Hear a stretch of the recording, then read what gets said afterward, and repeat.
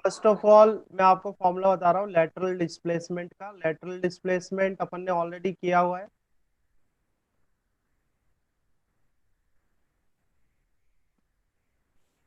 ठीक है, lateral displacement को हमने किससे डिनोट करा था? डी से। ठीक है, so D is equal to formula जो है, देखो लेटरल डिस्प्लेसमेंट होता है क्या, ऑलरेडी लेक्चर्स अपलोडेड है, ये डिफाइन किया हुआ है हमने लेटरल डिस्प्लेसमेंट को। ठीक है, सो लेटरल डिस्प्लेसमेंट या लेटरल शिफ्ट, इसका फॉर्मूला है अपने पास D is equal to T sine I minus R divide by cos R. ठीक है, so this is the lateral displacement और अ लेटरल शिफ्ट। इसको अपन लेटरल डिस्प्लेसमेंट या क्या बोलेंगे, लेटरल शिफ्ट बोलेंगे। ठीक है, सेकंड जो फॉर्मूला हमने स्टडी किया है या सेकंड जो कॉन्सेप्ट हमने स्टडी किया है, वो स्टडी किया है नॉर्मल शिफ्ट का। Normal shift. ठीक है, तो नॉर्मल शिफ्ट में देखो दो केसेस हमने स्टडी करे, दोनों में आपको बताता हूँ। नॉर्मल शिफ्ट में जैसे फर्स्ट केस कल हमने स्टडी किया था लास्ट क्लास में।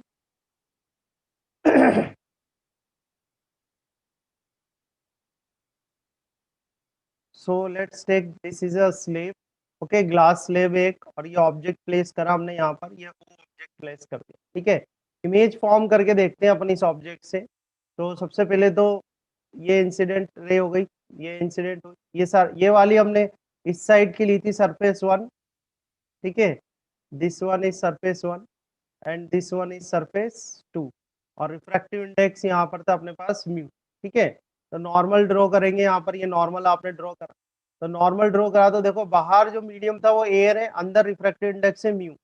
तो वो जो रे जाएगी, ये जो इंसिडेंट रे है, ठीक है, सो इट विल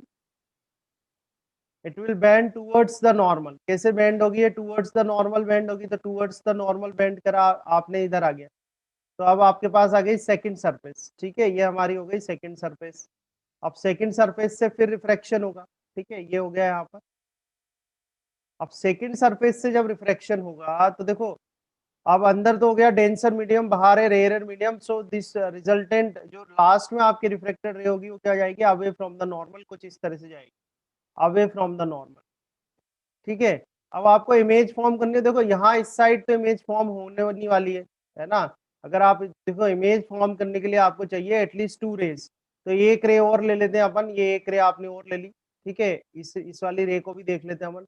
एक और रे ले ली, इस पे नॉर्मल ड्रॉ करा आपने, ये नॉर्मल ड्रॉ हुआ। ठीक है, ये इंसिडेंट रे हो गई, नॉर्मल ड्रॉ करा आपने। Now what happens here, again कैसे जा रही है? रेयर से डेंसर में जा रही है, रेयर से डेंसर में जा रही है, it will bend towards the normal, तो इसको टुवर्ड्स द नॉर्मल बेंड कर दो, so it will bend towards the normal. ये हो गया आपका। ठीक है, थोड़ा सा हल्का सा एंगल ले लो, ये टुवर्ड्स द नॉर्मल बेंड हो गई। ठीक है, अब यहाँ पर आप नॉर्मल ड्रॉ करोगे, ये नॉर्मल ड्रॉ करा आपने इस पॉइंट पर भी। ठीक है, अब इस केस में जो फाइनली जो रे होगी वो जाएगी अवे फ्रॉम द नॉर्मल, तो ये अवे फ्रॉम द नॉर्मल चलेगी। तो इस तरह से आपको इमेज फॉर्म करनी है, तो देखो दो रेज मिल गई दोनों। अब आगे तो ये जाके कहीं पर भी इंटरसेक्ट करने नहीं वाली है, तो इनको आपको क्या करना पड़ेगा? बैक ट्रेस करना पड़ेगा। तो आपने बैक ट्रेस करा, एक तो ये आ गया इधर आपके, और ऐसे इधर करो, ये बन गया। तो फाइनल इमेज आपकी फॉर्म हुई यहाँ पर। तो जो शिफ्ट होगा इस केस में, जो शिफ्ट है जिसको हम कह रहे हैं कि नॉर्मल शिफ्ट। ठीक है, जो आपका नॉर्मल शिफ्ट है इस केस में, तो नॉर्मल शिफ्ट कितना हो रहा है? ये हो रहा है ओ टू आई, ओ टू आई, ओ से आई की तरफ, या इसको अपन बोलेंगे ओ आई। और आपने फाइंड आउट किया ही था, अगर इसकी जो ये स्लैब है इसकी थिकनेस अपन को टी दी हुई है, अगर ये टी है तो क्या आता है? T one minus one upon mu. ठीक है, तो ये जो फॉर्मूला आ रहा है ये है नॉर्मल शिफ्ट का, और ये फाइनल इमेज फॉर्म होगी आपकी इस तरीके से। ठीक है, आया समझ में? ठीक है, तो ये केस हो गया। अब यस सर। एक केस और स्टडी करते हैं। ठीक है, एक केस और लेते हैं, देखो आप यहाँ पे, let's see this case also. चलिए वापस बता दीजिए।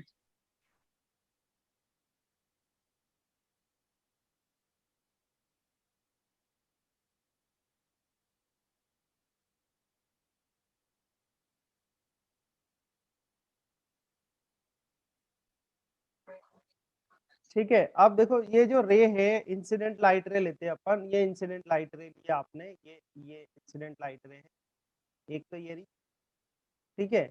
अब ये इंसिडेंट लाइट रे है तो इसको आप, ये कन्वर्ज हो रही है, ठीक है। इसको आप अगर अगर ये स्लेब नहीं हो तो इसका पाथ अगर अपन ले तो स्ट्रेट लाइन पाथ होगा, और यहाँ पर कहीं पे आपका ऑब्जेक्ट होगा। तो देखो रियल ऑब्जेक्ट वो होता है जिसमें से रे डाइवर्ज होती है, जैसे ये वाला इंसिडेंट लाइट रे जहां जिस पॉइंट से डाइवर्ज होती है वो रियल ऑब्जेक्ट होता है, और इंसिडेंट लाइट रे जहां पे कन्वर्ज होती है, ठीक है, वो आपका जो है वर्चुअल ऑब्जेक्ट होता है। तो इस केस में ये आपका ऑब्जेक्ट क्या है, वर्चुअल ऑब्जेक्ट है, ठीक है। एक रे और ले लेते हैं क्योंकि we required to rays to form a image, तो दो रिफ्रैक्टेड रे चाहिए होगी तो दो इंसिडेंट रे भी ले लेते हैं। तो ये एक और इंसिडेंट रे ले लिया आपने, ये इंसिडेंट रे हो गई आपकी, ठीक है। और इसको भी आगे जाके कहाँ मिल रही है आपके, ये ऊपर आ, ठीक है। अब इससे देखो अपन इमेज फॉर्म करके देखते हैं कि इमेज कहाँ बनेगी, पहली बात तो, ठीक है। फिर मैं आपको इसका कंक्लूजन बताऊंगा कि मैं क्यों सॉल्यूशन करवा रहा हूँ आपको, ये डायरेक्ट मैंने फॉर्मूला ही क्यों नहीं बता दिया, ठीक है। तो देखो ये आपका इंसिडेंट एंगल है। अब बाहर रेयर मीडियम है, अंदर डेंसर मीडियम है, ये आपका नॉर्मल जा रहा है, ठीक है। तो बाहर तो रेयर मीडियम है, अंदर डेंसर मीडियम है, तो ये कैसी जाएगी, टूवर्ड्स द नॉर्मल, ओके, यानी बैंड टूवर्ड्स द नॉर्मल। तो इसको बैंड टूवर्ड्स द नॉर्मल कर लो, ये बैंड टूवर्ड्स द नॉर्मल कर लिया है, कुछ इसका हल्का सा एंगल रख लो, ये आ गई। तो अब ये जो रे है आपकी फर्स्ट सरफेस से जो रिफ्लेक्टेड रे है वो पहुंच जाएगी सेकंड सरफेस पे, और सेकंड सरफेस पे नॉर्मल बनाओगे, आपने सेकंड सरफेस पे नॉर्मल बनाया, ठीक है। अब कैसे जाएगी, डेंसर से रेयर में जाएगी, तो डेंसर से जब वो रेयर में जाएगी so it will go away from the normal, कैसे जाएगी वो, अवे फ्रॉम द नॉर्मल। तो अवे फ्रॉम द नॉर्मल थोड़ा सा एंगल ये बनाया आपने, तो ये अवे फ्रॉम द नॉर्मल हो गया, ये आके जो आपके रे है यहाँ पर ये इंटरसेक्ट हो गई इस जगह, ठीक है। ऐसे ही ये सेकंड केस ले लेते हैं। तो सेकंड केस में आपने नॉर्मल ड्रॉ करा, ये नॉर्मल ड्रॉ किया आपने। अब नॉर्मल ड्रॉ करा तो ये बाहर क्या है आपका रेयर मीडियम है, अंदर क्या है डेंसर मीडियम है, तो towards the normal, band towards the normal, तो ये रे जो है it will band towards the normal, ठीक है। तो ये बैंड टूवर्ड्स द नॉर्मल कर लिया आपने, ठीक है। अब ये सेकंड सरफेस पे आके इंसिडेंट हो गई इस पॉइंट पे, यहाँ पर आपने नॉर्मल ड्रॉ करा, ये नॉर्मल ड्रॉ करा, ठीक है। अब यहाँ कैसे जाएगी, ये अवे फ्रॉम द नॉर्मल, ठीक है। तो away from the normal draw कर लो यहाँ से। तो अवे फ्रॉम द नॉर्मल जब आप ड्रॉ करोगे तो ये रे हो जाएगी यहाँ इंटरसेक्ट होगी कहीं पे, ठीक। तो ये इमेज फॉर्म हो गई आपकी, ये इमेज फॉर्म हो गई, ये आई, ये फाइनल इमेज फॉर्म हुई। तो यहाँ पर भी आप देखें कि जो शिफ्ट हो रहा है ये शिफ्ट है यहाँ से यहाँ तक का, और ये जो शिफ्ट होगा वो कितना होगा, T1 - 1/b, ये आपका शिफ्ट होगा, ठीक है। तो आप देखो कि ये फर्स्ट केस में हमने ड्रॉ करा, ये आपका ऑब्जेक्ट था, ये सेकंड केस में हमने ड्रॉ करा, ये आपकी इमेज बन रही है, रे डायग्राम दोनों केसेस में। तो इसका कंक्लूजन क्या है, जो मेन चीज आपको ध्यान रखनी है वो क्या है कि द शिफ्ट इज, दोनों केसेस की बात कर रहा हूं, the shift is always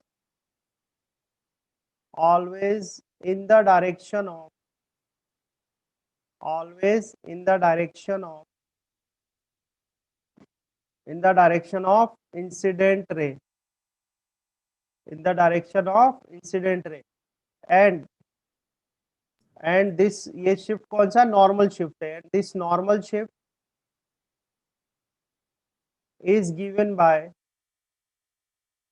normal shift is given by, तो नॉर्मल शिफ्ट हम किससे जो फॉर्मूला अपने पास कितना आएगा दोनों ही केस में, T1 - 1/, okay, so this is a formula for normal shift. Now if I want to write the formula for apparent depth, apparent depth का फॉर्मूला लिखे अपन इसे एक स्लैब के लिए, तो कैपिटल डी से मैं बता देता हूँ, डी apparent, ठीक है। तो apparent depth का फॉर्मूला आएगा, ये टी तो देखो थिकनेस है इसकी स्लैब की, ठीक है, और म्यू इसका रिफ्रैक्टिव इंडेक्स है। तो apparent depth का फॉर्मूला होता है टी डिवाइड बाय म्यू, ठीक है। So this is a formula for apparent depth, ठीक है। तो जो शिफ्ट है, शिफ्ट का फॉर्मूला क्या होगा, टी। पहली बात ध्यान रखनी कि देखो यहाँ भी ये इंसिडेंट रही थी तो ओ से ले जो शिफ्ट हो रहा था वो O2I हो रहा था, और इस केस में भी देखो शिफ्ट कैसे हो रहा है, O2I, तो यानी जो शिफ्ट होता है, shift is always in the direction of incident light रे। फर्स्ट पॉइंट ये ध्यान रखना है। इन both the cases the normal shift is given by T1 - 1 upon mu. ये एक और बात, एक और पॉइंट है अपना। और नेक्स्ट पॉइंट ये है कि जो अपरेंट डेप्थ होती है, that apparent depth is equal to T by mu. Okay, now let's see our next topic. ठीक है, नेक्स्ट टॉपिक देखते हैं। अब सर मान एक लो डाउट है। मल्टीपल स्लैब्स आ गई। ठीक है, हम यहाँ देखते हैं शिफ्ट सर एक डाउट है। 1 सेकेंड ना। Shift due to multiple slabs, बस ये ले लूं मैं, है ना। इसके बाद आपके क्वेश्चंस लूंगा, है ना। Multiple slabs.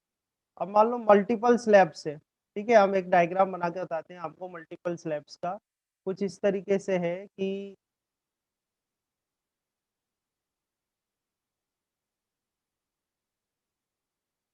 इस तरह से आपको दे रखा है मल्टीपल स्लैब्स है। जैसे इसकी थिकनेस T1 है, रिफ्रैक्टिव इंडेक्स μ1 है। इसकी थिकनेस T2 है, रिफ्रैक्टिव इंडेक्स μ2 है। ये T3 है और रिफ्रैक्टिव इंडेक्स μn है। और डैश डैश लास्ट में, ये सब जुड़ी हुई है एक दूसरे से। और लास्ट में ये Tn। ठीक है, इस तरह से मल्टीपल स्लैब्स है। और लास्ट वाली जो स्लैब है Nv, जो nth जो स्लैब है, उसकी थिकनेस Tn है और रिफ्रैक्टिव इंडेक्स क्या है आपका μn। ठीक है, ये वाले का जो है T3। तो इस केस में अगर आपको डेप्थ देनी है, एपरेंट डेप्थ, ठीक है, तो ये जो एपरेंट डेप्थ होती है इसको बोलते हैं effective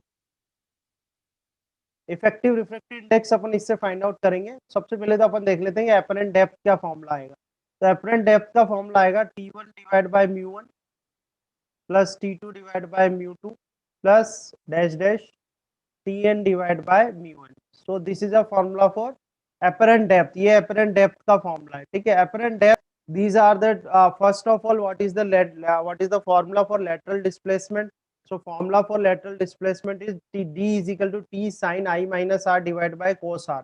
Okay, so this is a formula for lateral displacement. Lateral displacement we already studied in detail in our last classes, तो वहाँ हमने स्टडी करा हुआ है। तो यहाँ पर ओनली फॉर्मूला मैंने आपको बताया।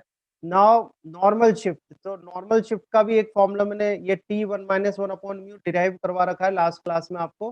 ठीक है, तो यहाँ पर देखेंगे अपन नॉर्मल शिफ्ट के दो केसेस लिए हुए हैं अपन ने। ठीक है, so in both the cases when you find out the formula for lateral shift, sorry normal shift, the formula is T1 - 1 upon mu. ठीक है, अब ये जो दो रे डायग्राम यहाँ पर बने हुए हैं, इन रे डायग्राम से अपन को what are the important points. The important points is जो नॉर्मल शिफ्ट हो रहा है, this normal shift is in the direction of incident light ray. जो इंसिडेंट लाइट रे है उसकी डायरेक्शन में ही शिफ्ट हो रहा है। यहाँ देखो O से I पे आ गया, फाइनल इमेज का बन रही है I पर। यहाँ पर भी फाइनल इमेज का बन रही है I पर बन रही है। ठीक है, तो ये देखा अपन ने फॉर्मूला क्या आ रहा है आपका T1 - 1 अपॉन म्यू आ रहा है आपके पास। ठीक है, ठीक है, जो टॉपिक है वो है refraction through composite slabs. Composite slabs का मतलब होता है कि अलग अलग रिफ्रैक्टिव इंडेक्स की स्लैब से उनको मिलाकर एक स्लैब बना दी, उनको मिलाकर एक स्लैब बना दी। ठीक है, तो उनको मिलाकर एक स्लैब बनाई तो वो कंपोजिट स्लैब बन गई। तो ये एक कंपोजिट स्लैब बन गई है। ठीक है, अब इसमें जहाँ ऑब्जेक्ट है, ऑब्जेक्ट की साइड रिफ्रैक्टिव इंडेक्स μ1 है, ऑब्जर्वर की साइड रिफ्रैक्टिव इंडेक्स क्या है, μ0 है। ठीक है, तो यहाँ पर आपको फर्स्ट चीज ध्यान रखनी है कि म्यू रिलेटिव क्या होता है। ठीक है, तो म्यू रिलेटिव जो होता है वो होता है म्यू ऑफ इंसिडेंट, यानी जहाँ इंसिडेंट लाइट रे जिस मीडियम में आ रही है वो आता है म्यू ऑफ उसका refractive index mu I and divide by mu R. ठीक है, mu I divide by mu R, ये ध्यान रखना है। इसको बोलते हैं relative refractive index. Relative refractive index, ठीक है, क्या हो जाएगा आपका mu I divide by mu R. अब देखो इसमें जैसे मुझे फर्स्ट वाले के लिए रिलेटिव रिफ्रैक्टिव इंडेक्स लिखना हो, फर्स्ट वाले के लिए रिलेटिव रिफ्रैक्टिव इंडेक्स लिखना है, तो फर्स्ट लेना है और किसके कंपैरिजन में करना है उसको, ऑब्जर्वर के। ठीक है, तो फर्स्ट वाले के लिए रिलेटिव रिफ्रैक्टिव इंडेक्स लिखोगे तो देखो इंसिडेंट रे का रिफ्रैक्टिव इंडेक्स कितना है यहाँ पर, बोलो इंसिडेंट रे का रिफ्रैक्टिव इंडेक्स कितना आएगा, बताओ, μ1। ठीक है, μ1। और फाइनली रिफ्रैक्टेड रे कहाँ जाएगी, ऑब्जर्वर के पास, तो कितना आ जाएगा, μ0 आ जाएगा। ठीक है, ऐसे ही आपको μ2 रिलेटिव लिखना है, यानी सेकंड वाले के लिए। तो सेकंड वाले के लिए कितना आ जाएगा, तो देखो सेकंड के लिए ये μ2 आ जाएगा इधर, और लास्ट में रिफ्रैक्टेड रे कहाँ जाएगी, तो ये μ0 आ जाएगा। तो आगे बिल्कुल ऐसा ही है, जैसे μ3 रिलेटिव लिखना हो आपको, तो यहाँ क्या आ जाएगा, μ3 डिवाइड बाय μ0 आ जाएगा। ऐसे ही आपको μn रिलेटिव, मान लो n स्लैब्स लगी हुई है, तो μn रिलेटिव लिखना हो तो क्या आ जाएगा, μn डिवाइड बाय μ0। समझ में आया। तो ये सारे फॉर्मूलेस कहाँ से बनेंगे, ये मेन फॉर्मूला है आपका रिलेटिव रिफ्रैक्टिव इंडेक्स का। ये होता है रिफ्रैक्टिव इंडेक्स इन इंसिडेंट रे, जहां पर इंसिडेंट रे है उसका रिफ्रैक्टिव इंडेक्स डिवाइड बाय जहाँ रिफ्रैक्टेड रे है उसका रिफ्रैक्टिव इंडेक्स। ठीक है, तो इस तरह से आपके पास ये फॉर्मूला आ जाएंगे। अब ये है आपके पास रिफ्रैक्शन थ्रू कंपोजिट स्लैब्स। ठीक है, तो यहाँ पर भी आपको वही दो फॉर्मूले हैं, एक तो अपरेंट डेप्थ कितना होगा आपसे ये पूछेगा, और दूसरा पूछेगा शिफ्ट। ठीक है, कि अपरेंट शिफ्ट कितना है। तो एपरेंट डेप्थ का अगर फॉर्मूला देखें अपन, एपरेंट डेप्थ, ठीक है, यहाँ पर भी एपरेंट डेप्थ को अपन डी एपरेंट से शो कर रहे हैं, ये एपरेंट डेप्थ हो गई। अब ये जो डेप्थ है, ये डेप्थ डिस्टेंस जो है वो कहाँ से लोगे आप। ठीक है, तो ये भी ध्यान रखना कि डिस्टेंस ऑफ फाइनल इमेज,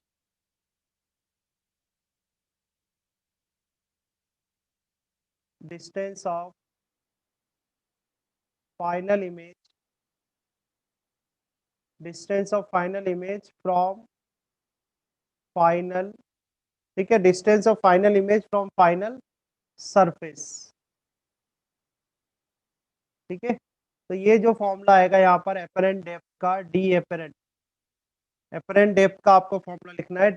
देखो आप यहाँ पर क्या फॉर्मूला था आपके पास, एपरेंट डेप्थ का T1 बाय μ1, T2 बाय μ2, ये दे रखा था ना। ऐसे यहाँ पर सेम वहीं से ही फॉर्मूला बनेगा, और फॉर्मूला हो जाएगा T1, बस यहाँ पर क्या आ जाएगा आपके पास μ1 रिलेटिव आ जाएगा।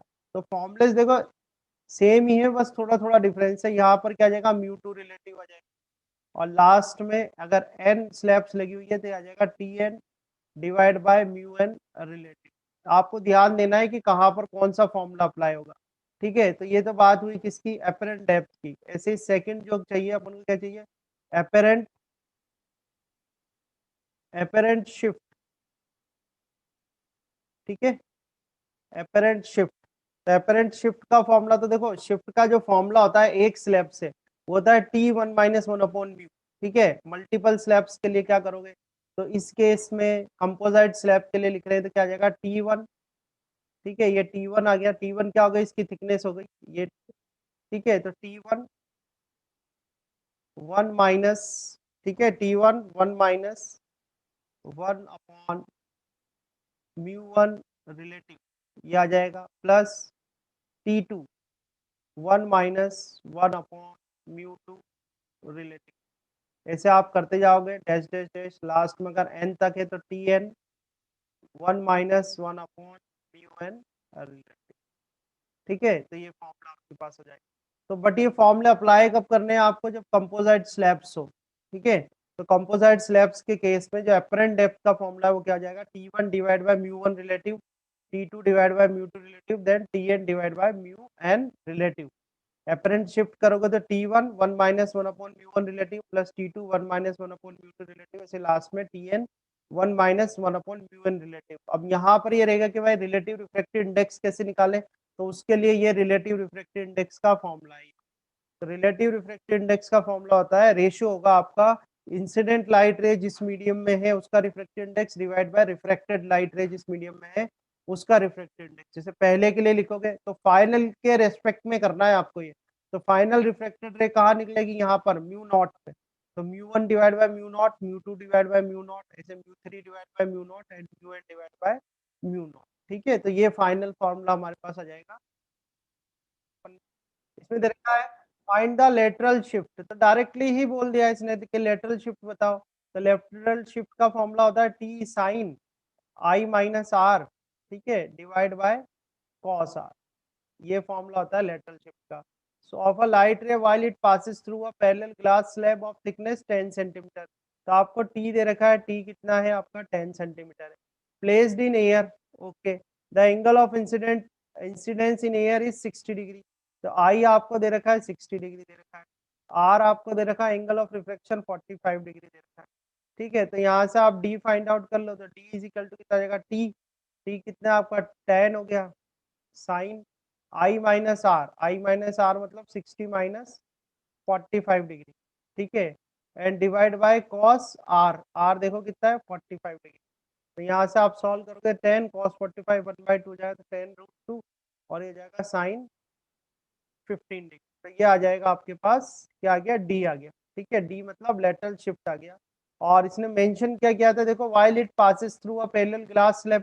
तो अगर हम थोड़ा आइडिया लगाएं कि भाई क्वेश्चन कैसा मतलब इसका डायग्राम देखें, तो इस तरह से ये एयर है, यहाँ पर इधर भी एयर हो जाएगी, आपके डायग्राम आपने बनाया हुआ है, और ये आपकी ग्लास स्लैब हो जाएगी, ठीक है।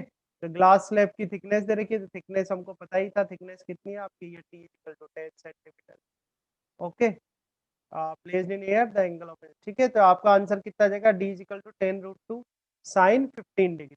सिंपल है, इस तरह से अटेम्प्ट करना है। इसमें आपको दिया हुआ है light is incident from air on an oil layer at an incident angle of 30 degree.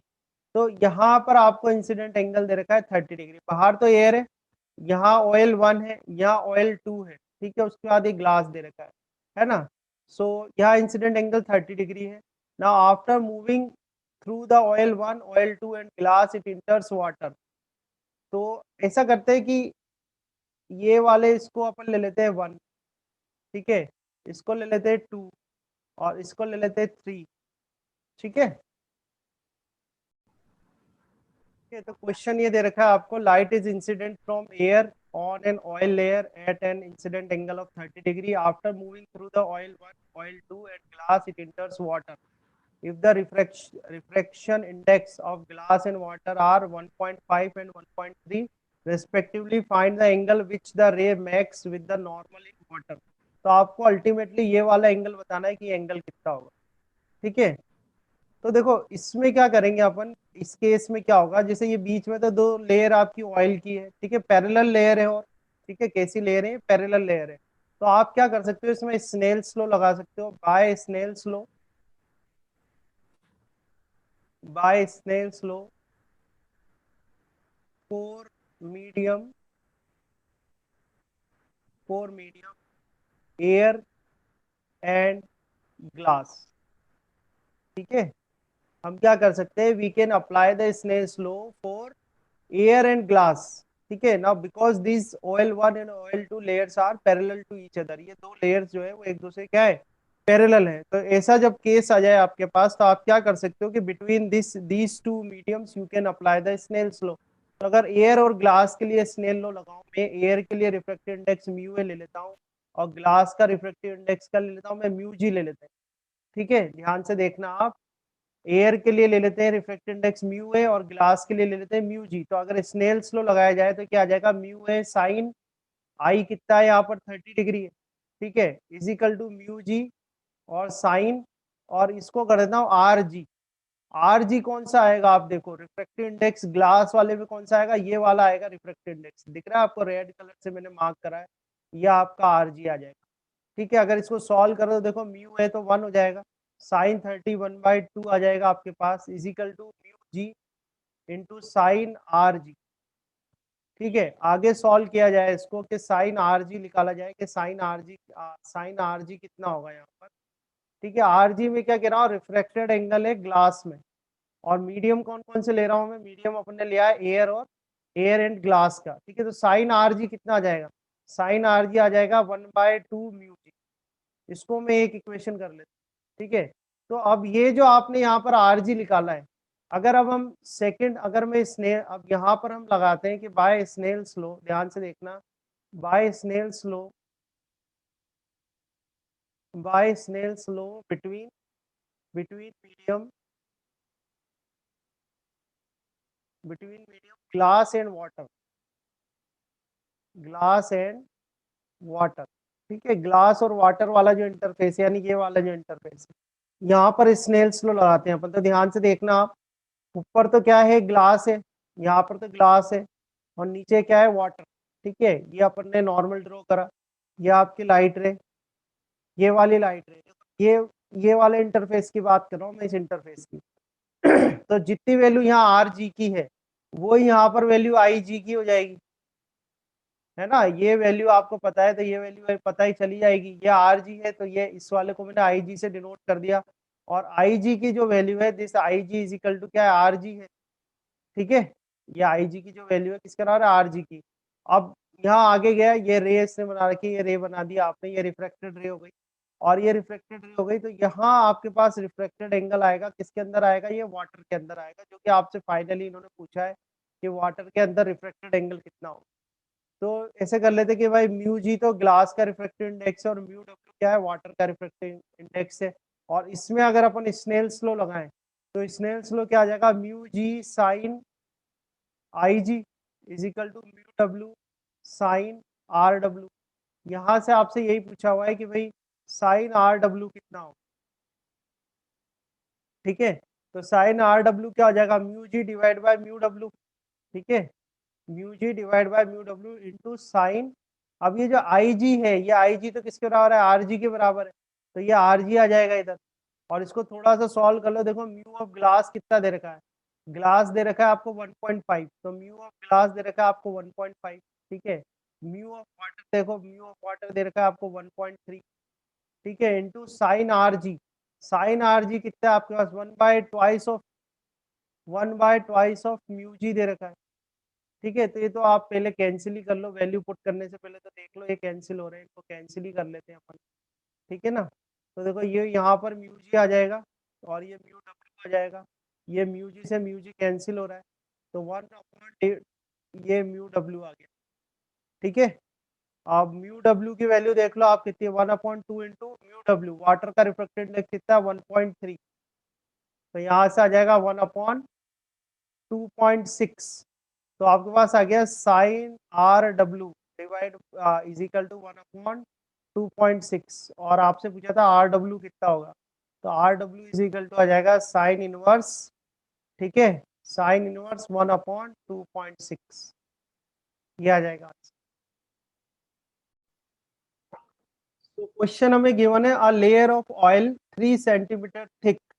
तो एक ऑयल ऑफ एक लेयर बना लेते हैं, इस तरह से ये लेयर बनाई। ठीक है, अब ये जो लेयर है ये 3 सेंटीमीटर थिक है, तो ये 3 सेंटीमीटर थिक लेयर।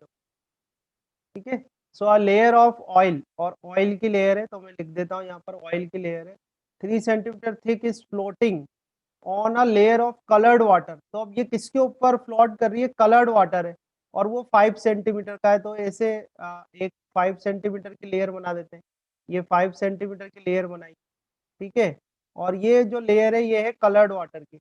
ठीक है, ये कलर्ड वाटर की लेयर है। ठीक है, 5 centimetre thick, refractive index of coloured water is 5/3। Refractive index of, तो ऐसा करते हैं कि भाई इसको तो अपन कर लेते हैं, इसको T1 कर लेते हैं, इसको T2 कर लेते हैं। तो कलर्ड वाटर का जो रिफ्रैक्टिव इंडेक्स है वो दे रखा है, यानी कि μ2 दे रखा है अपन को, इज 5/3, इज 5/3। ठीक है, the apparent depth of the two liquids appear to be 36/7। तो आपको टोटल अपरेंट डेप्थ दे रखी है, टोटल अपरेंट डेप्थ दे रखी है, वो दे रखी है 36/7, 36/7 centimetre. Find the refractive index of oil, तो आपको बताना है कि μ1 कितना होगा, μ1 हमें फाइंड आउट करना। ठीक है, μ1 क्या है, ऑयल का रिफ्रैक्टिव इंडेक्स। ठीक है, तो एक बार और बता देता हूँ क्वेश्चन देखो, a layer of oil 3 centimetre thick, तो ये ऑयल की लेयर हो गई 3 सेंटीमीटर थिक है, is floating on a layer of coloured water. तो कलर्ड वाटर है, उसकी 5 सेंटीमीटर थिक लेयर है, उसके ऊपर ये ऑयल फ्लोट कर रहा है। ठीक है, now refractive index of coloured water is 5/3, तो refractive index of coloured water 5/3 हो गया, and the apparent depth of the two liquids appears to be 36/7। तो इन दोनों की apparent डेप्थ जो है वो इतनी दे रखी है, then find the refractive index of oil. तो आप जानते हैं कि जो नेट apparent डेप्थ होगी, जो नेट apparent डेप्थ होगी, उसका फॉर्मूला क्या लगाओगे आप, उसका फॉर्मूला ये होगा T1/μ1 प्लस T2/μ2, फॉर्मूला आपको पता ही है। तो यहाँ से आपको ये सॉल्व करके बताना है कि भाई, ठीक है, आपको ये बताना है कि μ1 कितना होगा, μ1 फाइंड आउट करना है, what is the value of mu. ठीक है, आगे 1.40 सर 1.40186916। ठीक है, तो 1.4 ही बहुत है अपने लिए तो। तो एपरेंट डेप्थ मैं पूरा सॉल्व नहीं कर रहा हूँ, वैल्यूज पुट कर देता हूँ। एपरेंट डेप्थ आ गई अपने पास 36/7। T1 जो है आपने 3 सेंटीमीटर लिखा हुआ था, ठीक है। μ1 हमको फाइंड आउट करना है ना। देन प्लस T2 कितना है आपका 5 है, एंड μ2 है आपका 5/3, ठीक है। तो 5 to 5 कैंसिल कर लेना, तो ये आ जाएगा 3 डिवाइड बाय μ1, ठीक है, और प्लस 3। अब जैसे चाहो आप वैसे सॉल्व कर सकते हो, या तो ये कर लो कि भाई 3/μ1 इज इक्वल टू 36/7 -3, इस तरह से सॉल्व कर लो और μ1 फाइंड आउट कर लो। तो μ1 जो आप आएगा आपके पास वो आएगा 1.4, ठीक है। सो आई होप आ रहे होंगे, दोनों के आंसर आ रहे हैं, 1.4 आ रहा है दोनों के। सो क्वेश्चन ये दिया हुआ है कि in figure determine the apparent shift in the position of the coin. तो देखो मान लेते हैं कि पहले वाले से एपरेंट शिफ्ट S1 है और दूसरे वाले से एपरेंट शिफ्ट क्या है, S2 है। तो टोटल एपरेंट शिफ्ट जो आएगा वो आ जाएगा S1 प्लस S2, ठीक है। तो एपरेंट शिफ्ट का फॉर्मूला हमें पता ही है, T1 - 1/μ1, ये पहले वाले के लिए ले लेते हैं अपन। देन प्लस T2 1 - 1/μ2 कर देते हैं, ठीक है। तो फर्स्ट में जो थिकनेस है वो कितनी है, 8 है, ठीक है। देन 1 - 1/μ इसमें दे रखा है 4/3, μ1 4/3, प्लस T2 करोगे आप, T2 देन 1, T2 की वैल्यू भी पुट ही कर देते हैं यहाँ पर। T2 कितना गिवन है, T2 है अपना 4.5 सेंटीमीटर, ठीक है। तो T2 हो गया आपका 4.5 सेंटीमीटर, देन 1/μ2, μ2 है आपका 3/2, ठीक है। इसको सॉल्व करेंगे अपने पास S आ जाएगा, ठीक है। S मतलब होगा टोटल शिफ्ट, तो टोटल शिफ्ट आएगा आपका 3.5 सेंटीमीटर। टोटल शिफ्ट कितना आ गया आपका 3.5 सेंटीमीटर, ये तो हो गया टोटल शिफ्ट। अब क्वेश्चन में कह रहे हैं कि determine the apparent shift in position of the coin. तो एपरेंट शिफ्ट तो आ गया 3.5 सेंटीमीटर। अगर अब आपको ये पता लगाना है कि the apparent depth of the coin from the top, है ना, अगर आपको ये बताना है कि apparent depth of coin from top, ठीक है, टॉप से कितना है। तो टॉप से कितना होगा, तो देखो ये करोगे आप 8 + 4.5, ठीक है, एंड -3.5, तो ये आ जाएगा आपके पास 12.5 -3.5, ठीक है। तो ये आ गया आपके पास 9 सेंटीमीटर। कितना आ गया, 9 सेंटीमीटर, ठीक है। सो दिस 9 सेंटीमीटर जो है, 9 सेंटीमीटर ये आ गई आपकी टोटल इन दोनों की वजह से टॉप से 9 सेंटीमीटर। ये ध्यान रखना कि अपन टॉप से बात कर रहे हैं, टॉप से ये आ गई अपेरेंट डेप्थ कह सकते हैं अपन इसको। So from top apparent depth जो अपने पास आई, टॉप से अपेरेंट डेप्थ आ रही है अपने पास 9 सेंटीमीटर। और जो कॉइन है उसकी रियल डेप्थ कितनी है, तो रियल डेप्थ कितनी है, रियल डेप्थ है उसकी 8 + 4.5, तो टोटल आ गई आपके पास 12.5 सेंटीमीटर। अब इन्होंने एक बात और पूछी है आपसे कि effective refractive index of the combination. तो हम कॉम्बिनेशन के लिए निकालते हैं फॉर कॉम्बिनेशन। तो कॉम्बिनेशन के लिए अपन देखें तो हमारा जो फॉर्मूला बनता है वो आता है कि भाई apparent depth divide by real depth is equal to 1 refractive index relative, ठीक है। या इसी को आप ऐसे लिख सकते हो, mu of incident divide by mu of refracted, ठीक है। ये फॉर्मूला आपका बन जाता है। तो इसी फॉर्मूले को अपन करते हैं कि अब इस ये तो हमने आपको फॉर्मूला बता दिया जो अपने फॉर्मूले, ठीक है। कॉम्बिनेशन के लिए सॉल्व कर रहा हूँ। अब कॉम्बिनेशन के लिए क्या करोगे, तो देखो apparent depth divide by real depth is equal to 1 तो अब ये दोनों मिलके एक हो गए, ये दोनों मिलके एक हो गए, तो इस तरह से होगा, ठीक है। नीचे आपका ऑब्जेक्ट हो जाएगा यानी कि ये कॉइन हो जाएगा, और ऊपर आपका जो भी है ऑब्जर्वर, वो जो देख रहा है वो हो गया, ये ऑब्जर्वर हो गया, ठीक है। अब ये कॉइन जो है ये किसी मीडियम में रखा हुआ है, और ऑब्जर्वर तो आप देख ही रहे हो किसमें है, एयर में। तो इंसिडेंट रे जो आएगी वो कॉइन से आएगी, तो इंसिडेंट रे आएगी तो रिफ्रैक्टिव इंडेक्स कितना है, मान लो म्यू है, ठीक है। ये अपन ने मान लिया ये इफेक्टिव रिफ्रैक्टिव इंडेक्स है। तो इंसिडेंट रे इधर से आएगी तो यहाँ पर तो आपका म्यू इफेक्टिव आ जाएगा, ये म्यू इफेक्टिव आ गया, और डिवाइड बाय रिफ्रैक्टेड रे, तो रिफ्रैक्टेड रे किस मीडियम में जाएगी, एयर में। तो एयर का रिफ्रैक्टिव इंडेक्स कितना होता है, 1 होता है। तो यहाँ से अगर हम निकालना चाहें म्यू इफेक्टिव का मैं अगर फॉर्मूला लिखूं, सर ये कॉम्बिनेशन से वापस बता सकते हो हाँ क्या? बिल्कुल बिल्कुल रिपीट करूंगा मैं। देखो एक बार मैं फाइनल तक आ जाऊं, तो म्यू इफेक्टिव अगर देखा जाए तो ये म्यू इफेक्टिव आपके पास आ जाएगा D of real divide by D of apparent. अब डी ऑफ रियल क्या है अपने पास, तो डी ऑफ रियल तो देखो 12.5 है, ठीक है, और डी ऑफ एपरेंट आपके पास है 9, ठीक है। तो 12.5 डिवाइड बाय जब आप 9 करोगे तो ये आ जाएगा आपके पास 1.39, जो कि आपका क्या होगा इफेक्टिव रिफ्रैक्टिव इंडेक्स होगा, ठीक है।